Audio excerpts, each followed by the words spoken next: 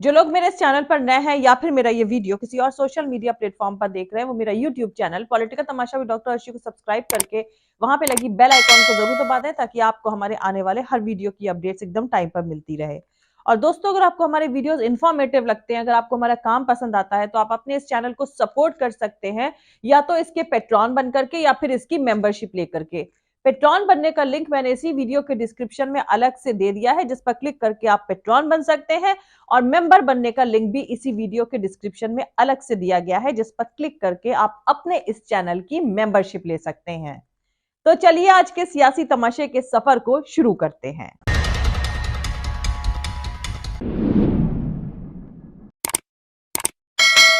अहमद इस्माइल यासीन की पैदाइश जून 1936 में अल मजदल के पास अल जुरा गांव में हुई थी। उनके 3 बेटे और 8 बेटियां थीं। जब वो 5 साल के थे तभी उनके वालिद का इंतकाल हो गया था। उनकी परवरिश उनकी मां सादा अब्दुल्ला अल हबील ने करी और उन्होंने 5वीं क्लास तक अल जुरा प्राइमरी स्कूल में एजुकेशन हासिल करी। लेकिन 1948 में फिलिस्तीन में नकबा के बाद उन्हें अपनी फैमिली के साथ गजा पट्टी छोड़ने के लिए मजबूर होना पड़ा। अहमद इस्माइल यासीन की फैमिली को उसी गुर्बत और तकलीफ का सामना करना पड़ा जिससे दूसरे तमाम रेफ्यूजीज गुजरते आए हैं। यासीन और उनके दोस्त अपनी फैमिलीज और रिश्तेदारों के लिए खाना मांगने के लिए इजिप्ट के फौजी शिविरों में जाया करते थे। बाद में गजा के रेस्टोरेंट में भी उन्होंने काम किया। 1952 की गर्मियों में 16 साल के यासीन की गर्दन की हड्डी समुंदर के किनारे कुछ दोस्तों के साथ खेलते वक्त टूट गई, जिसके चलते उनकी बॉडी पूरी तरह से इनएक्टिव हो गई। डिसेबिलिटी के बावजूद उन्होंने बैचलर्स तक की पढ़ाई करी। 1964 में उन्होंने गाजा में पढ़ाते हुए अंग्रेजी की पढ़ाई के लिए कायरो के एन शम्स यूनिवर्सिटी में दाखिला लिया। हालांकि 1965 में मुस्लिम ब्रदरहुड सपोर्टर्स की गिरफ्तारी ने उन्हें एग्जाम में बैठने के लिए इजिप्ट जाने से रोक दिया। यासीन को UNRWA स्कूलों में अरबी और इस्लामिक एजुकेशन पढ़ाने की नौकरी मिल गई। उनकी सैलरी का ज्यादातर हिस्सा उनकी फैमिली की मदद में चला जाता था। इस्माइल यासीन ने गजा की मस्जिदों में प्रीचर के तौर पर भी काम किया। यासीन मौलवी हो चुके थे। उन दिनों मोहम्मद यासीन वेस्ट बैंक और गजा में प्रीचिंग दिया करते थे। इसराइल ने 1967 में 6 दिन की जंग के बाद वेस्ट बैंक, गजा और ईस्ट जेरूसलम के इलाकों पर कब्जा कर लिया था। इस कब्जे के खिलाफ फिलिस्तीनी विद्रोह, जो कि पहला इंतफादा, को वहां के लोगों ने देखा।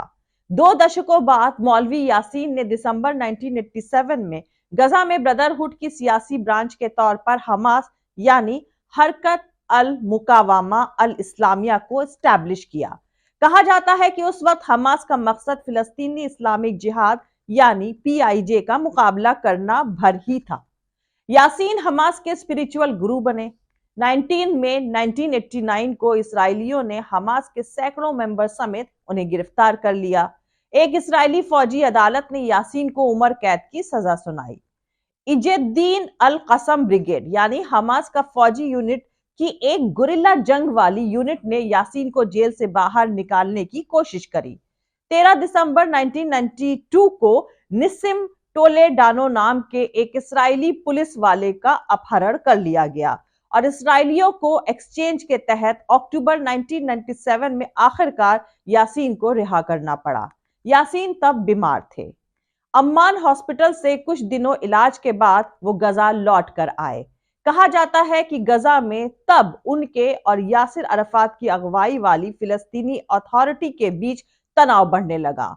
सितंबर 2000 के आखिरी में दूसरे फिलिस्तीनी इंतफादा के फैलने के बाद इसराइली कब्जे वाले ऑफिसर्स ने साफ तौर से हमास के उन नेताओं का सिस्टमैटिक तरीके से हत्या करने का फैसला किया जिन्होंने उस विद्रोह में एक्टिवली पार्टिसिपेट किया था।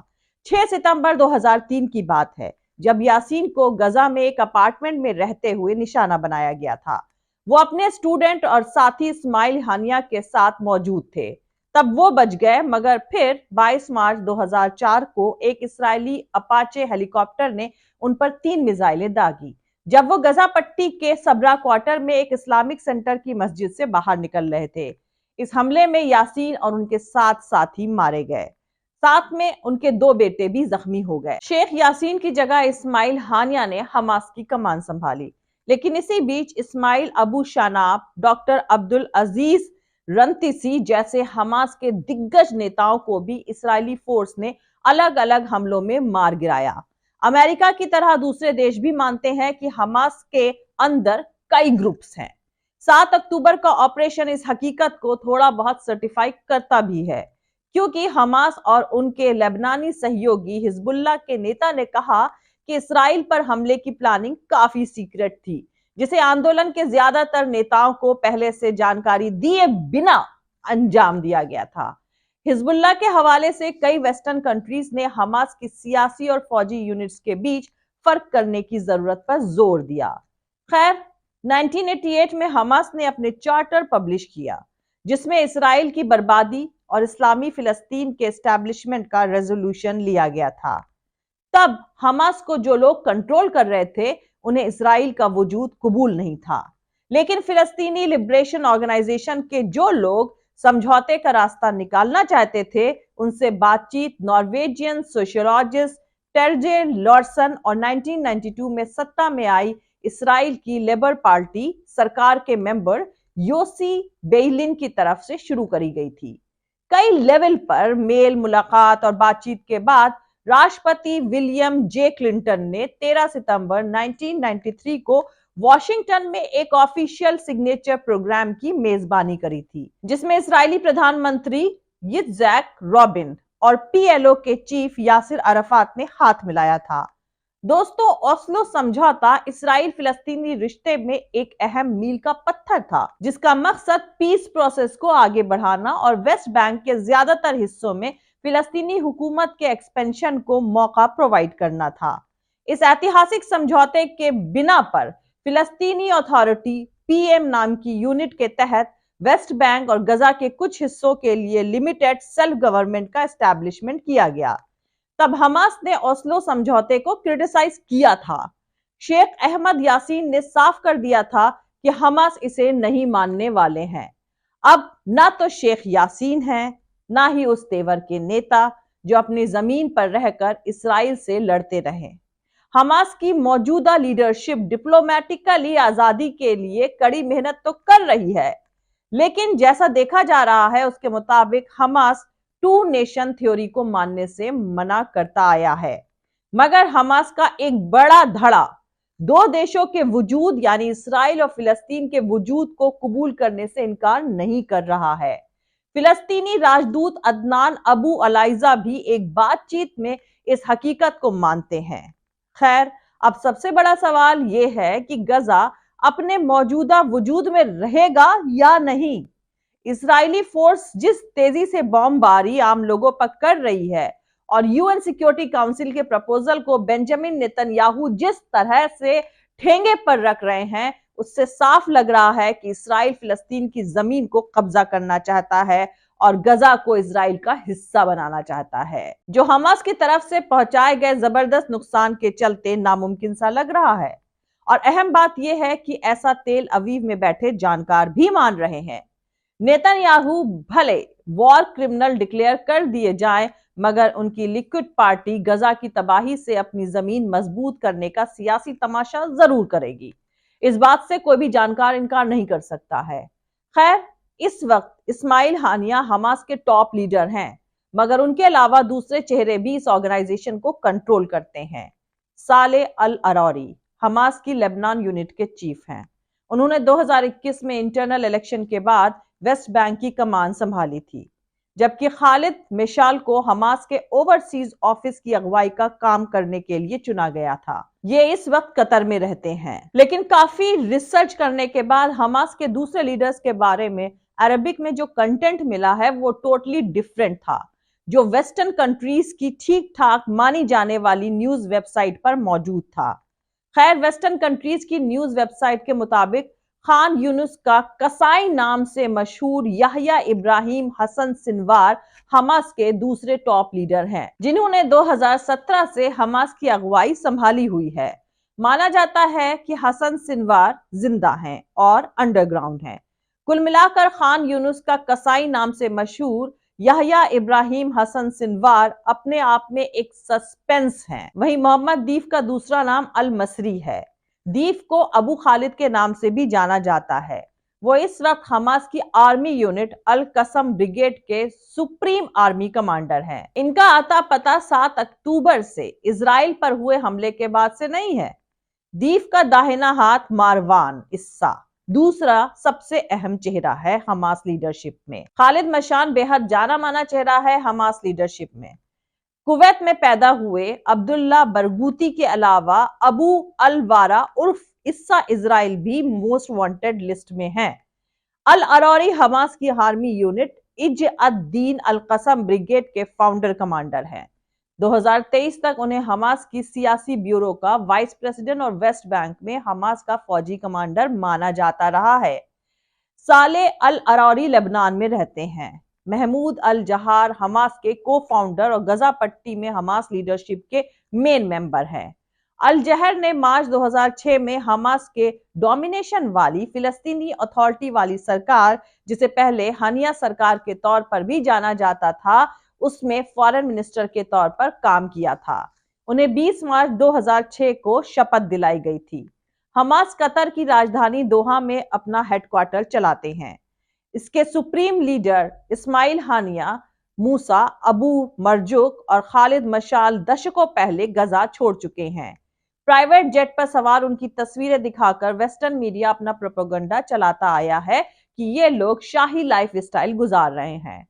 खैर दोस्तों, अब हमास को फंडिंग कहां से मिलती है उसको भी समझ लेते हैं। दरअसल हमास को जब से आतंकवादी ऑर्गेनाइजेशन डिक्लेयर किया गया है वेस्टर्न कंट्रीज की तरफ से, तो इसका मकसद उसकी फाइनेंशियल नाकेबंदी करना था। अमेरिका और यूरोपियन यूनियन के बैंकों में उसके अकाउंट फ्रीज कर दिए गए। वेस्ट में कुछ इस्लामिक चैरिटीज ने Hamas supported social service groups को पैसा दिया था, जिसे अमेरिका हुकूमत ने जब्त कर दिया। हमास को कुछ दशकों से फिलिस्तीनी एनआरआईज और खाड़ी के देशों में बसे लोगों के तरफ से पैसा मुहैया कराया जा रहा है। एशिया में मलेशिया और इंडोनेशिया जैसे इस्लामिक मुल्क हमास के लिए फंड इकट्ठे कर रहे हैं। हाल के दिनों में भारत के कुछ ऑर्गेनाइजेशंस ने भी हमास के लिए फंड जुटाना शुरू किया है। दोस्तों, 7 अक्टूबर 2023 को हमास हमले से पहले भी गजा की फाइनेंशियल हालत खस्ता ही थी। इजिप्ट और इसराइल ने 2006 और 7 में गजा के साथ अपनी सरहदों को बड़े पैमाने पर बंद कर रखा है, जिससे इलाके के अंदर और बाहर माल और लोगों की आवाजाही में रुकावट कर दी गई है। दोनों देशों ने अपनी नाकाबंदी बरकरार रखी है। इस रीजन को दुनिया के ज्यादातर हिस्सों से काट दिया गया है और 10 लाख से ज्यादा गजा के फिलिस्तीनियों को इंटरनेशनल ह्यूमैनिटेरियन एड पर डिपेंड रहने के लिए मजबूर कर दिया गया है। इसराइल ने कतर को करोड़ों डॉलर की मदद हमास को प्रोवाइड करने की इजाजत दे रखी है। दूसरी विदेशी मदद आमतौर पर पीए और यूएन की एजेंसीज के जरिए से गजा तक पहुंचती है। एक कैलकुलेशन के मुताबिक ईरान इस वक्त हमास, पीआईजे दूसरे फिलिस्तीनी ग्रुप्स को सालाना तकरीबन $100 मिलियन तक की मदद पहुंचाता रहा है। कतर और ईरान के बाद तुर्की ये तीसरा मुल्क है जो हमास को खुलकर मदद देता रहा है। 2002 में राष्ट्रपति रेचेप तैयब अर्दोगान के सत्ता में आने के बाद तुर्की हमास का सपोर्टर रहा है। हालांकि सियासी तमाशा यह है कि तुर्की का ऑफिशियल कहना है कि वो सिर्फ सियासी तौर पर हमास का सपोर्ट करता है।